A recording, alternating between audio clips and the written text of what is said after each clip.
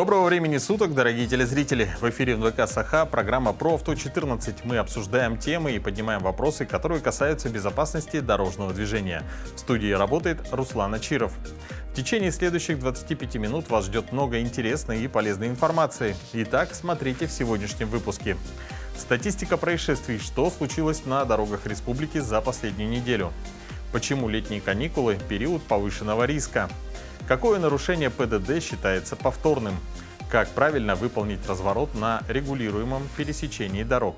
Кто такие юные помощники инспектора движения? И как ими стать? Повторение – мать учения. Правила дорожного движения в нашей студии проверит блогер Нестер Пахомов. А в начале выпуска предлагаем вашему вниманию обзор происшествий на дорогах нашего региона. На автомобильных дорогах республики со 2 по 8 июня зарегистрировано 82 дорожно-транспортных происшествия, где травмировано 14 человек, в том числе двое несовершеннолетних. Погибло 4. Так, 5 июня на 37-м километре автодороги Умнас водитель автомобиля Toyota Succeed, следуя в сторону Якутска, совершил съезд с дороги с последующим опрокидыванием. В результате происшествия водитель скончался на месте аварии. В момент ДТП мужчина находился без пассажиров, пристегнутый ремнем безопасности. 7 июня гражданин, управляя автомашиной Subaru Трибека, двигаясь по федеральной автодороге Вилюй, не справившись с управлением, совершил опрокидывание транспортного средства, в результате чего водитель и двое пассажиров получили телесные повреждения. Один пассажир скончался на месте ДТП до приезда скорой помощи. В тот же день на другой федеральной автодороге водитель автомашины Toyota Land Cruiser, двигаясь из города Нерюнгри в сторону поселка Нижний Бестях, выехал на полосу встречного движения, где совершил столкновение с грузовым транспортным средством Френчлайнер. Впоследствии произошло возгорание внедорожника. В результате ДТП водитель автомашины Toyota Land Cruiser и его пассажир погибли на месте. Водитель грузовика не пострадал. По данным фактам проводится проверка. Для большинства нарушений правил дорожного движения предусмотрена единая мера наказания. Нарушил – получи штраф. Нарушил снова – получи еще один. Однако некоторые серьезные нарушения имеют накопительный характер. В случае их повторения нарушителям в течение года наказание будет более суровым. Следующий сюжет напомнит вам, что лучше не совершать даже в первый раз, а уж во второй и подавно. Повтором считается нарушение ПДД, которое водитель совершает в течение года после вступления в силу предыдущего постановления. Это касается тех случаев, когда водитель уже понес административное наказание, оплатил штраф или закончился срок лишения прав. Важно понимать, что год начинается отсчитываться не с первого нарушения, а с даты вступления в силу постановления о наказании, то есть через 10 дней после того, как вы получили его копию. Повышенная ответственность предусмотрена за повторное совершение определенных нарушений, таких как превышение скорости, проезд на красный свет, нарушение правил маневрирования, управление транспортным средством в состоянии опьянения, выезд на встречную полосу, несоблюдение требований знаков или разметки и другие нарушения, предусмотренные Кодексом об административном правонарушении. Некоторые из этих нарушений могут повлечь не только штраф, но и лишение водительских прав. К примеру, за повторное управление транспортным средством, не зарегистрированным в установленном порядке, могут оштрафовать на 5000 рублей или лишить водительских прав на срок от 1 до 3 месяцев. За повторное несоблюдение требований, предписанных дорожными знаками, запрещающими движение грузовых транспортных средств, предусмотрен штраф в размере 10 000 рублей.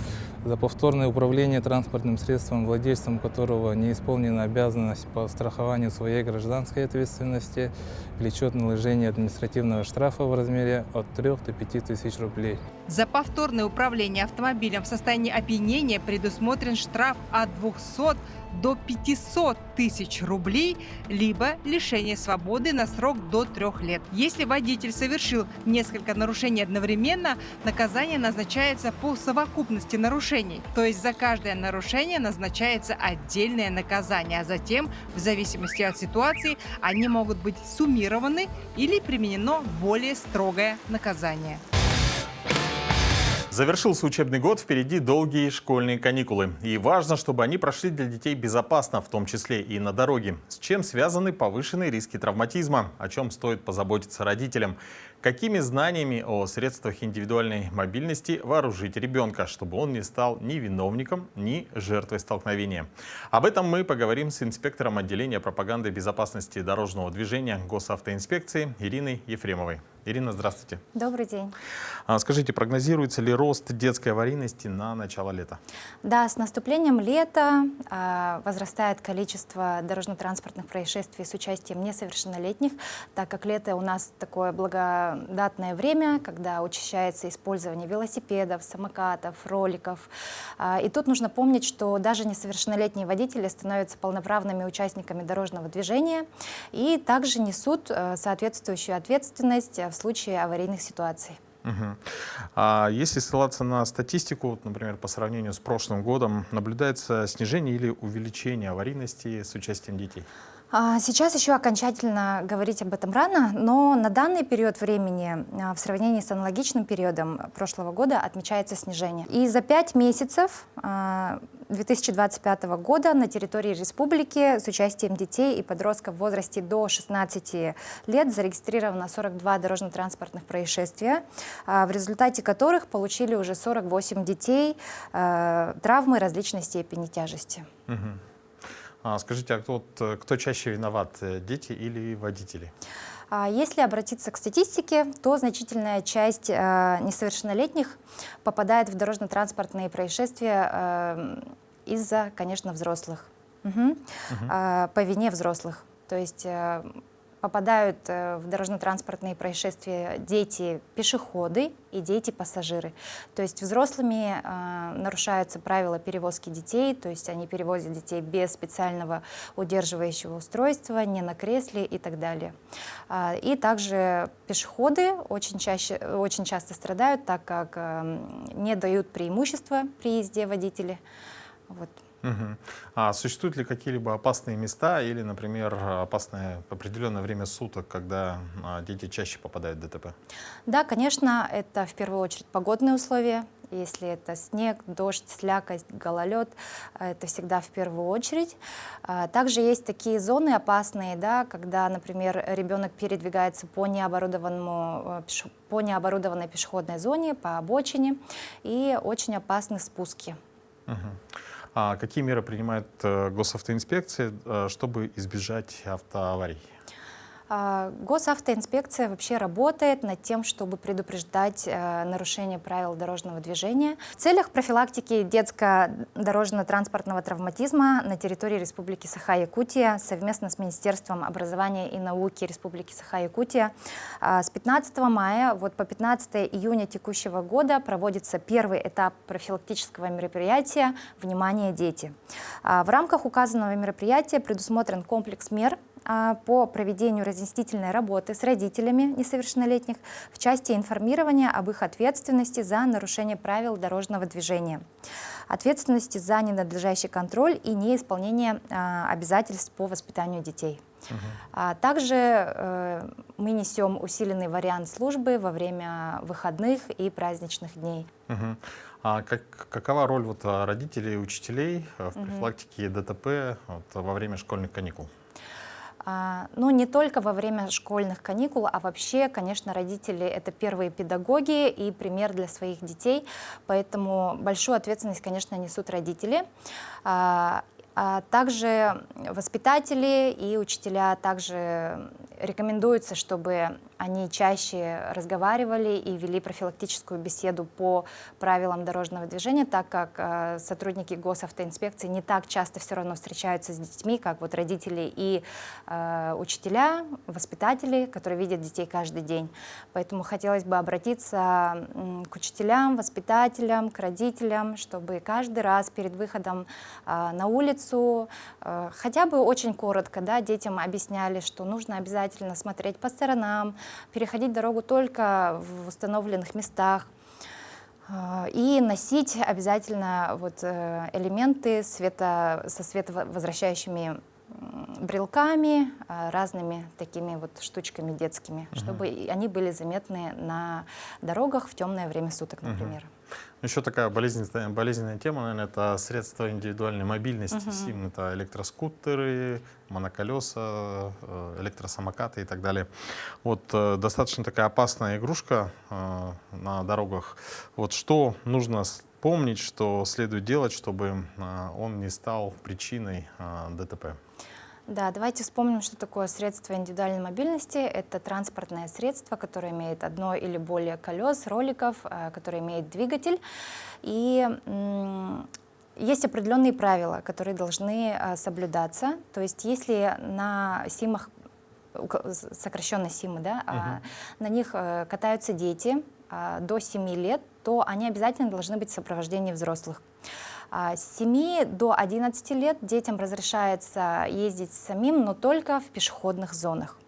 И уже лицам старше 14 лет, если отсутствуют велосипедные дорожки, специализированные какие-то полосы, им можно передвигаться по обочине, либо даже по проезжей части, по правой стороне, но только на тех дорогах, где разрешено движение велосипедистов и где автомашины не превышают 60 км в час скорости. Спасибо вам большое. Еще раз напоминаем, что, конечно, безопасность детей на дорогах — это также в первую очередь и задача родителей. Желаем вам без аварийного лета, без аварийных каникул. И я напоминаю, что у нас в гостях была инспектор управления госавтоинспекции Ирина Ефремова. А мы продолжаем. Пересечение проезжих частей – самый опасный участок дороги, а разворот на перекрестке сильно увеличивает вероятность создания аварийной ситуации. Мы уже рассказывали о типах перекрестках и правил их проезда. А теперь разберем, какие правила разворота существуют и как правильно выполнить разворот на регулируемом пересечении дорог на примере улицы Севастопольская и автострады 50 лет октября. Недавно в редакцию программы поступил вопрос, как правильно выезжать с улицы Севастопольская на автостраду 50 лет октября. В вопросе было недоумение, почему никто не дает преимущества тем, кто завершает маневр при развороте на автостраде.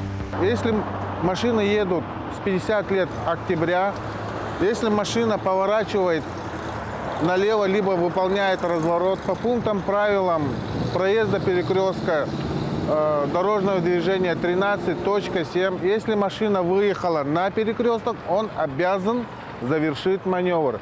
По пунктам правил 13.8, у кого загорелся зеленый знак светофора, обязательно должен уступить дорогу, кто завершает маневр.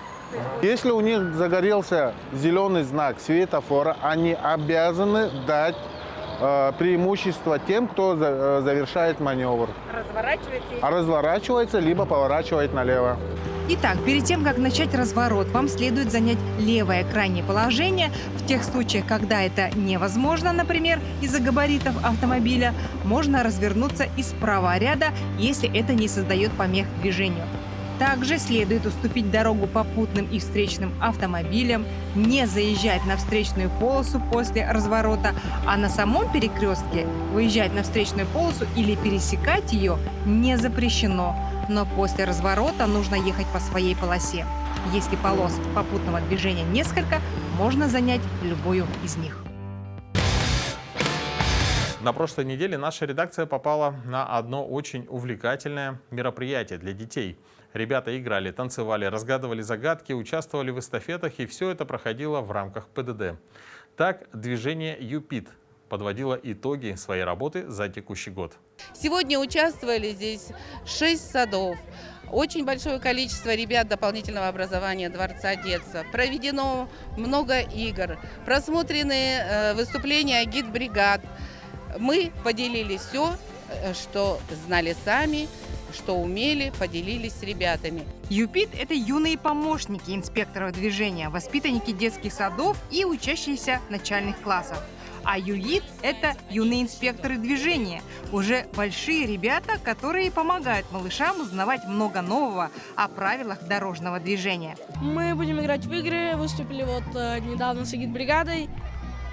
Игры у нас несложные, на загадки поиграем, призы будут. Что-то подобное вы уже проводили с юпидовцами? Это у нас получается какой второй раз уже, да? Мы уже с ними проводили всякие игры, все такое. С малышами, Да. да? Как они реагируют? Ну, да, они отгадывают все. Но я думаю, им интересно будет. Уже давно известно, что дети запоминают лучше то, что им говорят и показывают их сверстники. Поэтому через детские команды ЮПИТ и ЮИД, созданные несколько лет назад на базе дошкольных и школьных учреждений, активно идет пропаганда культуры поведения на улице. К примеру, Даяна Чуприна в движении ЮИД уже 2 года, и сегодня она с удовольствием проводит занятия для малышей. Сказали нам то, что типа нужна девочка для велосипедов. Вот я по приколу пошла и тут резко вступила как-то в ЮИД.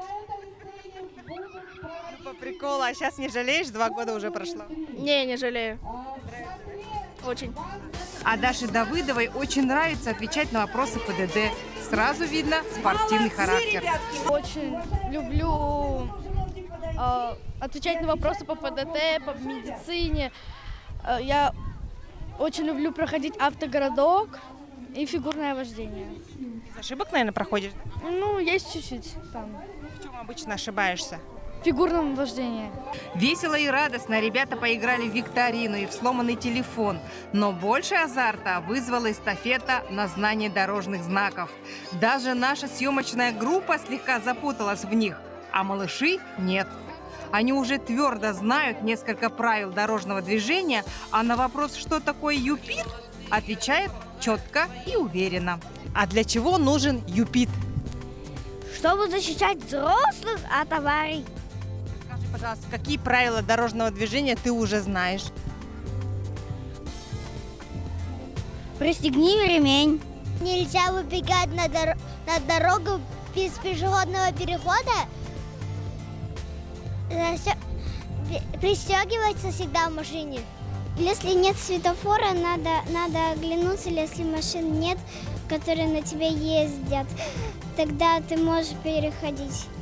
А мы, в свою очередь, хотим напомнить всем взрослым быть внимательным на дороге и с наступлением лета учить своих детей спешиваться с велосипеда, переходя дорогу, в машине пристегивать себя и ребенка ремнем безопасности.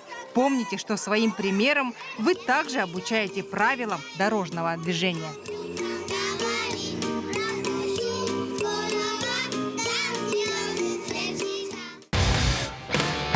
С удовольствием хочу приступить к нашей постоянной и любимой многими рубрике, в которой горожане проверяют свои знания о правилах дорожного движения. По традиции наш экспресс-тест состоит из 10 вопросов, а ответит на них сегодня блогер Нестер Пахомов. Здравствуйте, Нестер. Здравствуйте. Скажите, какой у вас водительский стаж? Водительский стаж у меня 15 лет. 15 лет? Да, с 10-го года. Угу. Ну, такой хороший срок. Волнуетесь? Нет, не волнуюсь. Желаем вам удачи. У нас, соответственно, 10 вопросов и ваши 10 ответов. Итак, первый вопрос. Эти знаки предупреждают вас. Вариант ответов о наличии через 500 метров опасных поворотов. Второй вариант о том, что на расстоянии 150-300 метров за дорожным знаком начнется участок дороги протяженностью 500 метров с опасными поворотами. Третий вариант о том, что сразу за знаком начнется участок протяженностью 500 метров с опасными поворотами. Ваш вариант? Так. Второй вариант. Так, вариант номер 2. Принято. Ага, следующий вопрос. Вы намерены продолжить движение по главной дороге. Обязаны ли вы при этом включить указатели правого поворота? Вариант ответов: обязаны. Обязаны только при наличии движущегося сзади транспортного средства. И третий вариант: не обязаны. Обязаны, всегда так включаю. Вариант номер 1. Принято. Сколько проезжих частей имеет данная дорога? Вариант ответов: 1, 2, 4. 2 полосы. Ну, одну проезжую часть. Вариант номер 1. Принято. Следующий вопрос. Нарушил ли водитель грузового автомобиля правила стоянки? Вариант ответов: нарушил. Не нарушил, если разрешенная максимальная масса автомобиля не более 3,5 тонн. И третий вариант: не нарушил. Ну, там парковка же, там нету, да. Не нарушил. Не нарушил, вариант номер 3. Да, номер 3, пусть стоит. Принято. В каких направлениях вам можно продолжить движение по левой полосе на грузовом автомобиле с разрешенной максимальной массой не более 3,5 тонн? Вариант ответов: только прямо. Второй вариант: прямо и направо. И третий вариант: прямо, налево и в обратном направлении. Третий вариант: прямо. Третий вариант. Прямо налево и в обратном направлении. Принято. Следующий вопрос. С какой максимальной скоростью вы имеете право продолжить движение вне населенных пунктов на легковом автомобиле с прицепом? Варианты ответов: 50 км в час, 60, 70, 80 или 90 км в час. С прицепом, так, 70 км, давайте третий. Третий вариант. Принято. Следующий вопрос. Разрешен ли вам обгон? Варианты ответов: разрешен. Второй вариант: разрешен, если обгон будет завершен до перекрестка. И третий вариант: запрещен. Близко же перекресток. Запрещенный. Запрещено. Запрещен. Вариант номер 3. Принято. Следующий вариант. Следующий вопрос. Вы намерены развернуться. Ваши действия. Варианты ответов: проедете перекресток первым. Второй вариант: выполните разворот, уступив дорогу легковому автомобилю. Третий вариант: дождетесь, когда регулировщик опустит правую руку. Проеду перекресток первым, потому что он указал, и у него помеха справа. Вариант номер 1. Принято. Следующий вопрос. Какие из указанных знаков разрешают проезд на автомобиле к месту проживания или работы? Варианты ответов: только А, только В, А и В. И четвертый вариант: все. Но точно не Б. Если точно не Б, то А и Б. А и В. Давай. Вариант номер 3. Принято. Следующий вопрос. Разметка в виде треугольника на полосе движения. Вариант ответов: обозначает опасный участок дороги. Второй вариант: предупреждает вас о приближении к месту, где нужно уступить дорогу. И третий вариант: указывает место, где вам необходимо остановиться. Первый, наверное. Вариант номер 1. Да, потому что... Вариант номер 1. Так, это был последний 10-й вопрос, и результаты проверит преподаватель правил дорожного движения, эксперт Анастасия Бушуева. Добрый вечер, уважаемые телезрители. Итак, проверим из области знаний по правилам дорожного движения НИСТРА. Итак, первый вопрос. У нас установлена табличка 8.2.1 «Зона действия», указывает протяженность зоны опасных поворотов, первый из которых поворачивает налево через 150-300 метров. Предупреждающий знак предупреждает вне населенного пункта за 150-300 метров, поэтому здесь ответ будет 2. О том, что на расстоянии 150-300 метров за дорожным знаком начнется участок дороги протяженностью 500 метров опасными поворотами. Ответ был правильным. Вы намерены продолжить движение по главной дороге. Обязаны ли вы при этом включить указатели правого поворота? Независимо от того, куда мы будем поворачивать на перекрестке, мы должны и обязаны показывать указатели поворота. Ответ 1. Обязаны. Ответ был правильным. Сколько проезжих частей имеет данная дорога? У нас установлена разметка 1.3, двойная сплошная линия разметки. Она не делит на проезжие части, поэтому наша дорога имеет одну проезжую часть, 4 полосы, 2 в каждом направлении. Здесь проезжая часть 1. Ответ был правильным. Нарушил ли водитель грузового автомобиля правила стоянки? На околотротуарную стоянку, обозначенную знаком 6.4, парковка, и знак, табличка 864, способ постановки транспортного средства на стоянку, должны у нас припарковаться только 2 вида транспортных средств. Это легковые и мотоциклы. В нашем случае у нас припарковался грузовой, поэтому он нарушил. В каких направлениях вам можно продолжить движение по левой полосе на грузовом автомобиле, разрешенной максимальной массой не более 3,5 тонн?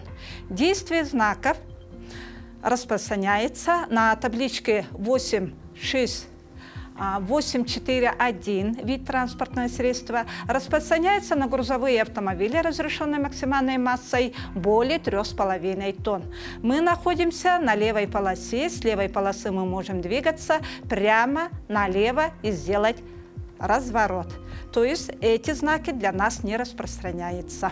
Ответ 3. Ответ был правильным. С какой максимальной скоростью вы имеете право продолжить движение вне населенных пунктов на легковом автомобиле с прицепом? Мы знаем, что вне населенного пункта мы едем не более 90 км в час, но легковой с прицепом на 20 км будет меньше, значит мы должны двигаться 70 км в час. Ответ 3. Ответ был правильным. Разрешен ли обгон? Здесь у нас Нестор допустил ошибку. Обгон запрещен у нас равнозначно дорога, где работает правило правой руки, а вот когда мы едем по главной дороге, обгон разрешен. Ответ 1. Следующий вопрос. Вы намерены развернуться. Ваши действия. Здесь была допущена ошибка. У нас перекресток регулируемый, вытянутая правая рука вперед регулировщика к красному автомобилю разрешает прямо налево и сделать разворот, а синему автомобилю показывает поворот направо. То есть здесь работает правило, если жезл смотрит на меня, поверну направо я. То есть здесь у нас обоим автомобилям разрешено движение, но когда красный развернется, синий будет помеха справа. Поэтому мы здесь выполняем разворот, уступив дорогу легковому автомобилю. Ответ 2. И здесь была допущена ошибка. Какие из указанных знаков разрешают проезд на автомобиле к месту проживания или работы? Движение запрещено. Это знак А, и знак Б, движение механических транспортных средств, они разрешают к месту проживания или работы. То есть из запрещающих знаков 6 знаков разрешают такую льготу. А вот знак Б, въезд запрещен, он запрещает всех транспортных средств, кроме маршрутных транспортных средств. Значит, здесь проезд на автомобиле к месту проживания или работы разрешает знак А и В. Ответ здесь был правильным. И последний вопрос. Разметка в виде треугольника на полосе движения. Здесь у нас нанесена разметка 1.20 «Уступите дороги». То есть вот эта разметка дублирует знак «Уступите дороги». То есть здесь предупреждает о приближении к месту, где нужно уступить дорогу. Здесь была у нас допущена ошибка. Ответ 2. У нас сегодня Нестор допустил 4 ошибки, поэтому немного еще нужно вспомнить правила дорожного движения, потому что у нас постоянно происходят изменения по правилам дорожного движения. Уважаемые водители, правила дорожного движения – это закон дороги, которые нужно строго соблюдать. Будьте осторожны и внимательны, и уважайте других участников дорожного движения. Всего вам доброго, до свидания. Вот и подошла к концу наша передача. Дорогие телезрители, будьте бдительны, соблюдайте правила дорожного движения и берегите себя. До новых встреч в эфире.